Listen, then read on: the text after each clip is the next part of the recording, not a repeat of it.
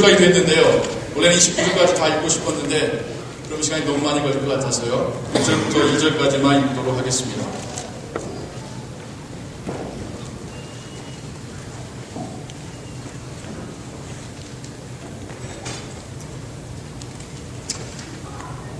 우리 모두가 한 목소리로 같이 읽습니다. 시작. 여호와께서 여호수아에게 이르시되 두려워 말라, 놀라지 말라. 군사를 다 거느리고 일어나 아이로 올라가라. 보라, 내가 아이 왕과 그 백성과 그 성읍과 그 땅을 다 내 손에 주었노니 너는 여리고와 그 왕에게 행한 것 같이 아이와 그 왕에게 행하되 오직 거기서 탈취할 물건과 가축은 스스로 취하라. 너는 성 뒤에 복병할지니라. 아멘. 우리 지난주에 아이성 1차 전투를 함께 보았습니다. 결과는 패배였죠. 이스라엘 민족을 크게 놀라게 만들기에 충분한 패배였습니다. 비참하게 아주 창피하게 쫓겨서 내려오게 됩니다. 쉽게 이길 줄 알았던 전투에서 패했다라는 그 충격은 굉장히 컸습니다. 왜 패하게 됐었는지, 왜 하나님께서 승리를 주시기 아니라 패배를 주셨는지에 대한 원인을 알게 되죠. 이스라엘 민족 가운데 범죄가 있었다는 것이죠. 이것을 찾아내 제거하지 않으나 하나님이 그들과 함께하지 않겠다고까지 말씀하셨습니다. 제비뽑기 방식으로 범인이 밝혀져 가게 됩니다. 12지파 중에 유다 지파가 뽑히게 되죠. 유다 지파 중에 또 제비를 뽑으니 세라 족속이 뽑힙니다. 세라 족속이 뽑힌 그 중에서 삽디 가족이 뽑혔고요. 삽디 가족의 남자 중에서 아간이 뽑히게 됩니다. 얼마나 살떨렸을까요? 하나님이 양파껍질 벗겨가듯이 서서히 그냥 그 폭을 졸아가듯이 범인을 진국에 갈 때에 아간의 심정은 어땠을까요? 성경을 보면 범인으로 마지막 지목이 되자 여호수아가 묻죠. 네가 하나님께 무슨 죄를 지었느냐? 순순히 다 털어놓습니다. 근데 우리가 그걸 보면서 드는 생각은 야, 저렇게 순수하게 자백할 정도면 좀 정상 참작을 해줘야 되는 거 아닌가? 그게 아니라 그 모든 과정을 보아오면서 하나님께서 자기를 지목하시고 하나님 벗어날 수 없다는 것을 이미 그는 깨달았던 겁니다. 반대로 하나님께 곧바로 자백하지 아니하고 마지막 자기가 뽑힐 때까지 버티고 있었던 것이 바로 아간입니다. 아간의 그 범죄는 그의 가족과 그가 기르던 모든 가축까지도 죽임을 당하게 하죠. 그리고 나서 하나님은 다시 한번 아이성 전투를 지시하십니다. 정확히 말하자면 다시 한 번이 아니죠. 이게 하나님께부터 온 첫 번째 지시죠. 첫 번째 전투는 이스라엘 민족이 그냥 자체적으로 판단해서 갔던 전투였고요. 이렇게 해서 두 번째 전투가 하나님의 명령에 의하여서 시작되게 됩니다. 이때 오늘 우리가 읽은 성경 구절 속에서 아간이 만약 살아서 들었다고 한다면 땅을 치며 후회할 말씀이 나옵니다. 여호와께서 여호수아에게 이르시되 두려워 말라, 놀라지 말라. 군사를 다 거느리고 일어나 아이로 올라가라. 보라, 내가 아이 왕과 그 백성에게 그 백성과 그 성읍과 그 땅을 다 내 손에 주었노니. 다 주었다고 말씀하십니다. 그리고는 2절에서는 오직 거기서 탈취할 물건과 가축은 스스로 취하라. 하나님께서 뭐라고 하시냐면 다 너희 손에 주었으니 스스로 얻을 것을 얻으라. 아간이 자신의 탐욕의 그 범죄의 유혹을 조금만 참았더라면 그는 하나님께 허락받고 얻을 수 있었을 것입니다. 그가 조금만 참았었더라고 한다면 그는 더 많은 것을 얻을 수 있었을 것입니다. 하나님께서 정하신 때가 있는데 그걸 기다리지 못하는 그 조급함이 그는 그 많은 축복을 눈앞에 두고 오히려 벌을 받아야 했습니다. 우리의 신앙생활 중에도 우리 이런 실수들을 자주 범하곤 하죠. 하나님께서는 정하신 때가 있습니다. 근데 우리가 그걸 묻지는 않죠. 내가 판단할 때에 더 이상 기다리면 안 되겠는데, 더 이상 늦추면 안 되겠는데, 내가 생각하는 데드라인이 있습니다. 더 이상 기다릴 수 없는데 내가 판단하고 내가 먼저 진행해버리는 하나님의 시간표와 하나님의 그 뜻을 구하기보다는 그냥 내가 정한 시간에 따라서 움직이는 것, 그거 우리가 자주 범하는 실수들이죠. 저에게 재밌는 경험이 하나 있습니다. 제가 이제 한국에서 사역을 하거던 중에 이제 미국으로 유학 올 결심을 하며 준비할 때의 이야기입니다. 더 많이 배우고 싶고 더 넓은 세상 경험하고 싶은 욕심에 좀 많은 시간을 준비하면서 필요한 서류들 여러 가지 다 준비를 했습니다. 그래서 미리미리 충분한 시간을 두고 학교에다가 필요한 제출하라는 서류들 다 제출했고요. 그래서 합격 소식 오기만을 기다렸습니다. 그게 와야지 I-20 받고, 그게 와야지 대사관 가서 비자 받고 비행기표 사가지고 미국에 와서 오리엔테이션 참가할 수 있으니까요. 이제 미국 간다는 생각에 막 설레었고요. 또 마침 한국에서 제가 사역하던 교회에 아주 큰 변화가 있었어요. 담임 목사님이 바뀌셨습니다.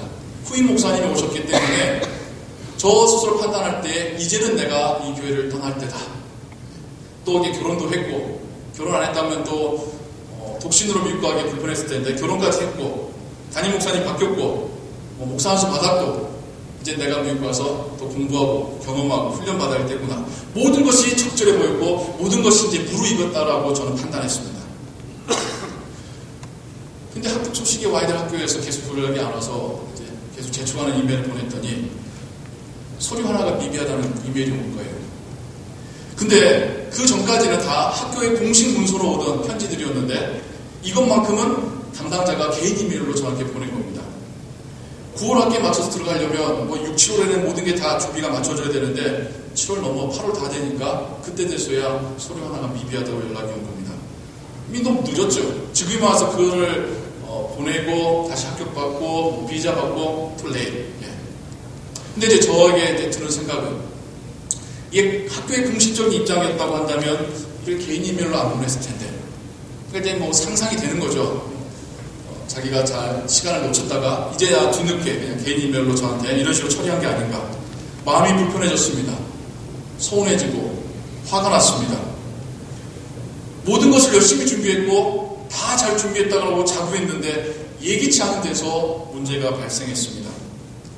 심지어는 하나님께 대하여 서운한 마음까지 들더라고요. 하나님, 저 이제 가야 될 때 아닙니까? 그런데 1년을 더 기다려야 했습니다. 가려고 마음 먹었다가 1년을 더 준비를 하려고 하니까요. 정말 처음에는 힘들더라고요.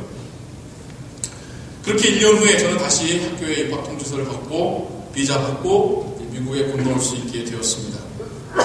그리고 이후에 나서야 왜 제가 1년을 더 뒤에 오게 됐는지 그 이유를 깨닫게 되었습니다. 물론 이제 저 개인의 경험입니다. 또 하나님이 저 때문에 다 그걸 이렇게 움직여갔다고 말하는 건 아닙니다만 제가 10여 년간 환율을 볼 때 그때가 환율이 제일 낮았습니다. 제가 무슨 돈이 있었겠습니까? 얼마 안 되는 그 전세금 빼가지고 오는데 그때가 환율이 제일 낮았습니다. 920원. 지금보다 한 200원 정도 더 싼. 1년 전에 저는 이미 학교에 관련된 모든 서류를 거의 내놨고 기숙사에 대해서도 다 내놨기 때문에 충분한 더 많은 준비를 하고 올 수 있었고요. 별건 아닙니다만 다 그냥 도토리 기적입니다만 그중에 가장 나은 기숙사에 들어갈 수 있었고요. 1년 후에 왔기 때문에 저는 학교에서 공부하면서 디트로이트 오가면서 사역할 수가 있었습니다. 그 환경이 그 디트로이트 교회에서도 마침 사람이 필요했고 그게 연결이 될 수 있었던 것이죠.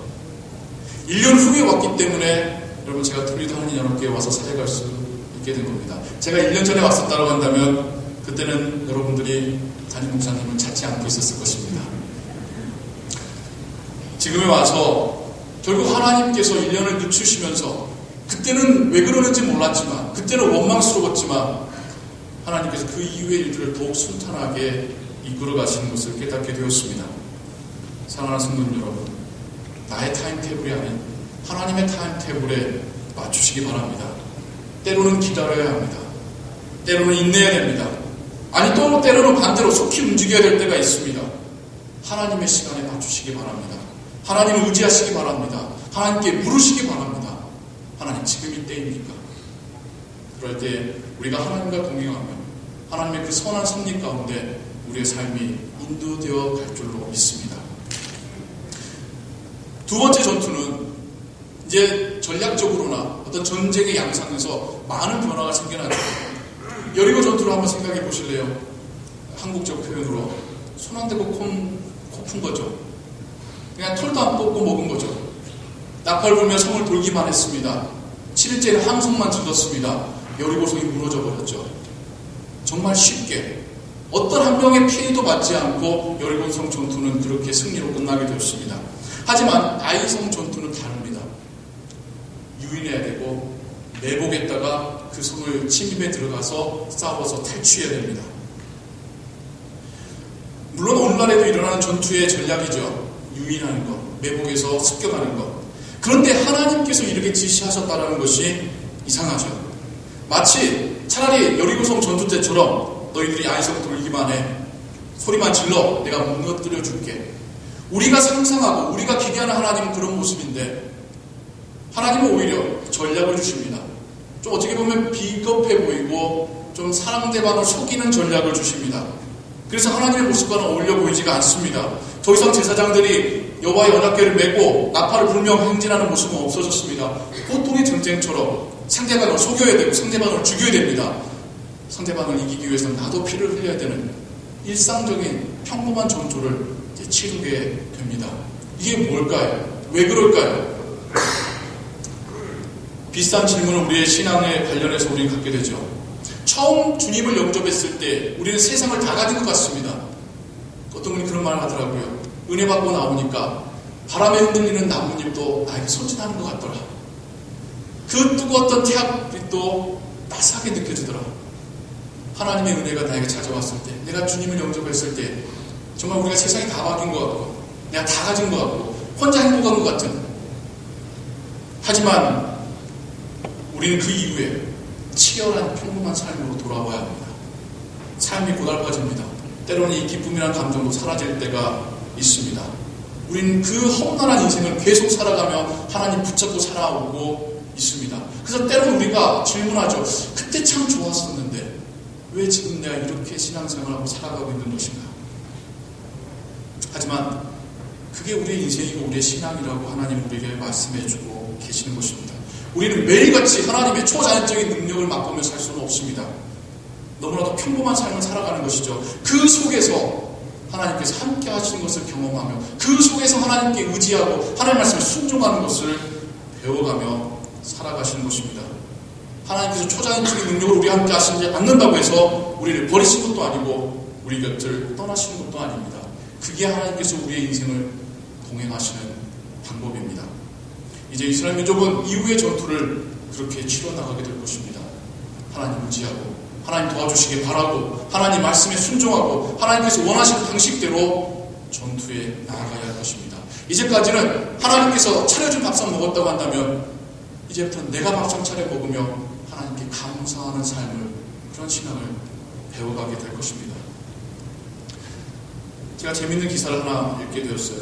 한국에서 국가 한 기관에서 중소기업 실패한 사장님들을 모아놓고 힐링 캠프를 열었답니다.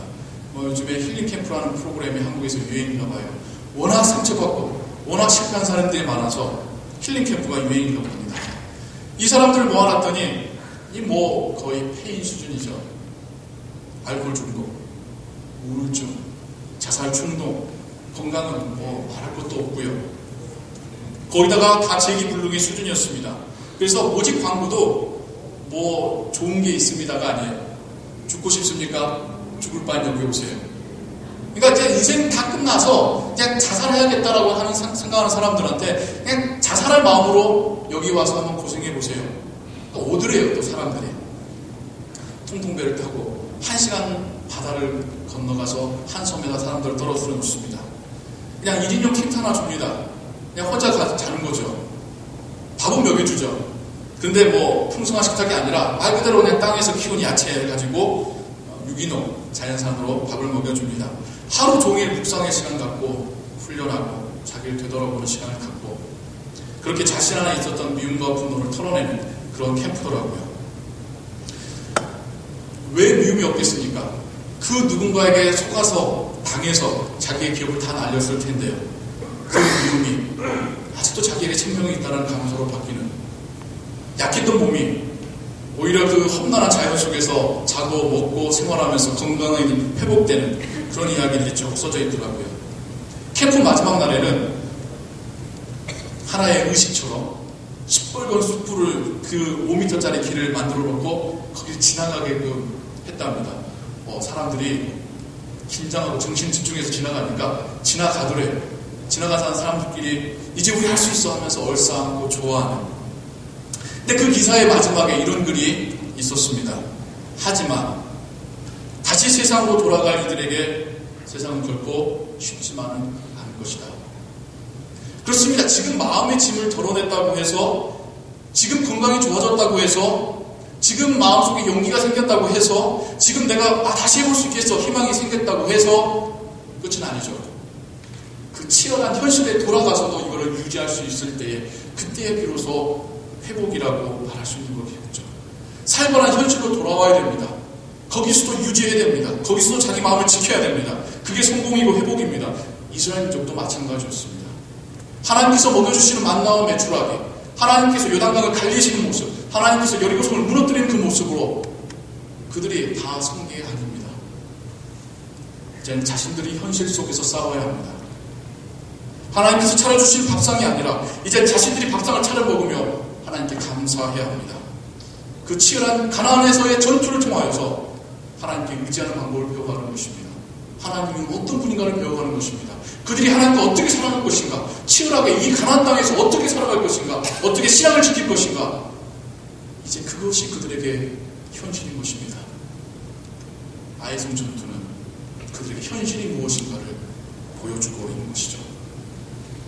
우리도 마찬가지입니다. 때때로 예배와 찬양 집회를 통하여 은혜 받았다, 기쁨이 충만하다는 분들도 봅니다. 사회봉사하시고 단기 선교 갔다 오셔가지고 저 감사 회복됐어요, 저 이제 할 수 있을 것 같아요 하시는 분들 봅니다. 하나님께서 주신 은혜로 몸과 마음이 회복되는 분들을 봅니다. 하지만 그게 끝이 아니죠. 살벌한 현실 속에서도 그 은혜를 붙잡아야 되죠. 여전히 세상 속에서 그들과 똑같은 방식으로 살아가야 될 것 같은 삶의 유혹 앞에서 하나님의 방식을 붙잡아야 되는 것, 그게 우리가 회복되는 것이고 우리가 성장하는 것이겠죠. 우리의 신앙의 삶은 여리고성 전투가 아닙니다. 차라리 아이성 전투와 같은 삶을 우리는 살아가게 되는 것입니다. 우리 그렇게 하나님 붙잡으며 때로는 피 흘리며 때로는 땀 흘리며 살아가는 것, 그게 우리의 신앙생활인 줄로 믿습니다. 마지막으로 두 번째 아이성 전투를 통하여 우리가 보게 되는 점이 있습니다. 여호수아의 리더십입니다. 제가 여호수아를 처음 설교할 때에 요단강 건너기 직전 여호수아의 리더십은 그리 확고하지 않았었더라고 말씀을 드렸죠. 모세라고 하는 엄청난 인물 뒤에 세워졌습니다. 그 전까지는 그렇게 부각되지 않은 인물이었습니다. 그가 그 모세의 자리를 대신하기까지는 참 많은 시간이 필요하겠죠. 하지만 하나님은 요단강을 달리시고 여리고성을 무너뜨리시는 것을 보며 여호수아의 리더십이 힘을 얻게 하십니다. 이제 이번 두 번째 아이성 전투를 통하여서 그 리더십은 더욱더 사람들에게 신뢰를 얻게 됩니다. 단지 하나님 말씀 순종하세요 말만 하는 리더가 아니라 사람들을 움직일 수 있고 사람들을 격려할 수 있고 사람들에게 승리를 안겨줄 수 있는 리더십을 여호수아가 얻게 되죠. 우리가 읽지 않았습니다만 성경 속에 이 2차 전투 시에 여호수아가 아이성 전투를 마치기까지 그가 들고 있었던 그 작은 단창을 들었던 손을 내리지 않았더라는 말씀이 있습니다. 이 모습은 처음 이스라엘 민족이 애굽을 빠져나왔을 때에 정말 아무것도 무장되지 않은 그들을 아말렉 족속이 공격해 옵니다. 그때의 모세의 모습이 그러하였습니다. 모세가 손을 들고 기도하느라 이스라엘 민족이 한번 싸본 적도 없던 그들이 아말렉 족속을 이기게 되죠. 아론과 훌이 그 팔을 들면서 전쟁이 끝나기까지 그 손을 내리지 않냐였다는 표현이 나옵니다. 다시 한번 이제는 그 모습에 여호수아의 모습이 오로 겹쳐지고 있는 것이죠. 이제 여호수아가 팔을 들고 전쟁이 끝날 때까지 그 손을 내리지 않냐는 모습이 겹쳐지고 있는 것입니다. 드디어 모세의 리더십의 자리에 여호수아가 세워져 가게 되는 것이죠. 이제 앞으로 우리가 볼 여호수아 그 성경 가운데 수많은 가나안 그 부족 국가들과 도시 국가들과 또한 그들의 연합 전선과 함께 이스라엘 민족은 전투를 치러가야 할 것입니다. 하지만 이렇게 세워진 확고한 리더십으로 인하여서 여호수아와 그의 백성들은 전쟁을 이겨나가게 됩니다. 여호수아의 리더십이 강해지는 만큼 이스라엘 민족이 하나로 뭉쳐낼 수 있는 그 힘이 생겨나게 되는 것이죠. 하나님 나라에서는 아마 우리 개개인의 리더십은 크게 의미가 없을 것입니다. 하나님이 우리의 분명한 리더 되시고 모든 것이 완전한 세상이니까요. 하지만 이 땅에서는 어쩔 수 없습니다. 우리가 다 연약하고요. 우리가 하나님께로부터 받은 바가 다 다르기 때문에 우리 중에 몇 사람이 불가피하게 리더가 되어야 됩니다. 앞장을 서야 됩니다. 하나님의 뜻을 깨달아서 사람들을 모아야 됩니다. 그들에게 말씀을 전해야 됩니다. 본을 보여야 합니다. 그렇게 우리의 교회라는 공동체에도 리더십이 필요합니다. 권위적인 리더십을 말하는 것이 아닙니다. 신뢰를 말하는 것입니다. 믿어주는 것, 따라줄 수 있는 그런 리더십을 말하는 것이죠. 목회자만에게 리더라는 말은 결코 아닙니다. 저뿐만 아니라 교회에 세워진 크고 작은 리더들에게 여러분 신뢰를 보내주셔야 합니다. 그들과 마음을 같이 해주셔야 되고 그들과 행동을 같이 해주셔야 됩니다. 그러한 리더십, 그런 신뢰관계가 우리 안에 없다면 우리는 어떠한 영적 전투에서도 승리할 수가 없습니다.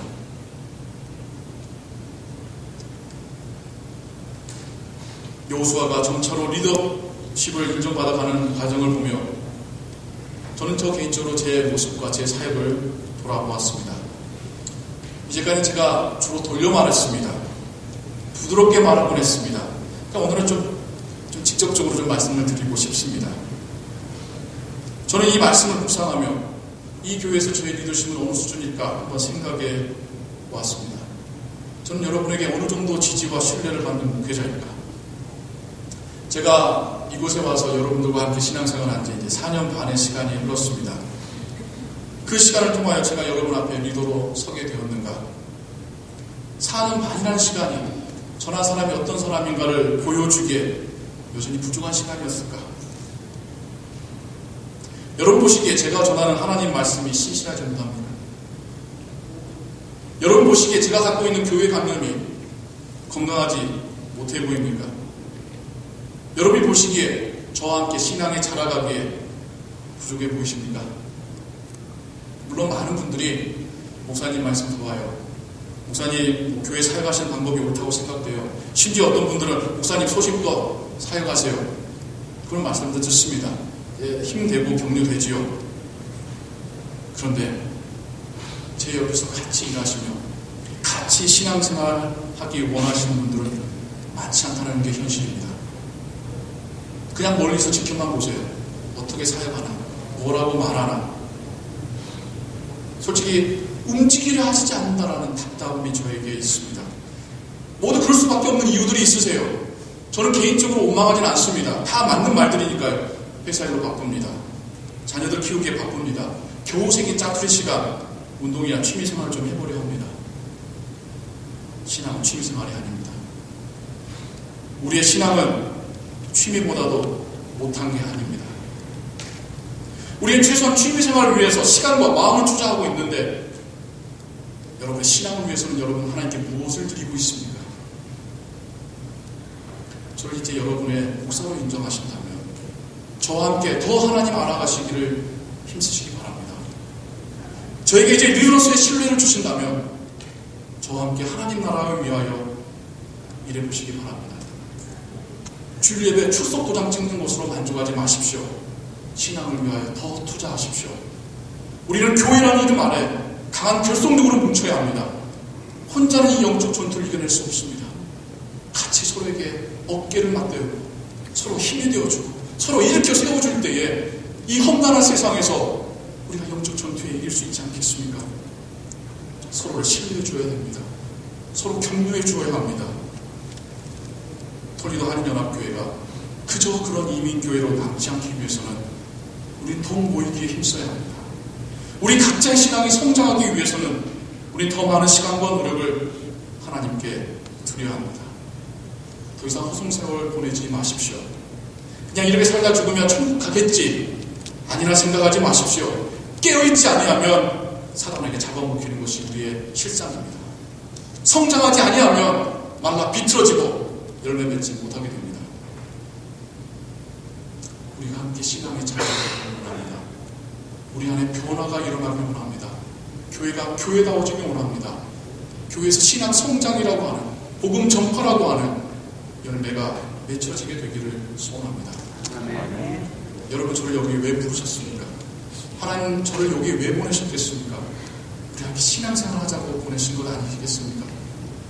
그냥 주일날 저 자리에 누군가 비워 있으면 안 되기 때문에 불러놓은 사람이 아니라 저와 함께 마음을 같이 하고 때로 함께 울며 기도하고 때로 하나님 말씀 같이 묵상하면서 같이 헌신 봉사하면서 신앙생활을 하라고 하나님 저를 이곳에 보내지 않으셨겠습니까? 조금만 더 저에게 신뢰해 주시고 함께 해주십시오. 마음을 열어주시고 여러분 인생 가운데서 신앙 성장을 더 중요한 자리에 올려놓으시기 바랍니다. 여러분 개개인들이 하나님 주시는 풍성한 은혜들을 누리게 될 줄로 믿습니다.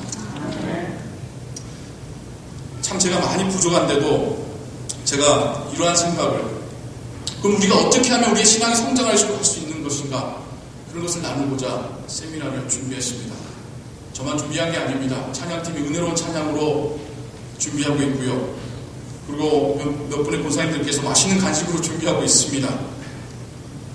제가 가지고 있는 사역의 생각들, 우리가 어떻게 하면 신앙이 살아갈 수 있는 것인가, 아니 그거에 앞서서 도대체 나의 신앙의 현주소는 지금 어디인가 스스로 점검해 보실 수 있는 그런 자리에 마련했습니다. 여러분들을 초청합니다. 나오시기 바랍니다. 함께 우리가 생각을 나누고 기도하고 우리의 신앙이 지금 내가 어디까지 와 있는가 보고 내가 더 잘하기 위해서는 내게 뭐가 필요한가 우리가 그것을 깨달아가지고 결단할 수 있는 그런 시간 우리 함께 되기를 바랍니다. 아이 사역이 끝났고 이제는 그 다음 전투가 우리 앞에 놓여져 있습니다. 하나님께서 우리 각 사람을 무장시켜 주시기를 원합니다. 우리에게 승리하여 주시기를 원합니다. 우리의 삶이 우리의 전투의 방법이 바뀌어가게 되기를 주님의 이름으로 축원합니다. 기도하겠습니다. 하나님 아버지, 우리의 신앙 하나님 성장시켜 주시옵소서. 이제 우리를 무장시켜 주시옵소서. 하나님이 이끌어 가시는 그 전투에 우리와 하여금 참여하게 하여 주시옵소서. 치열한 전쟁입니다. 깨어있게 하시옵소서. 계속 성장하게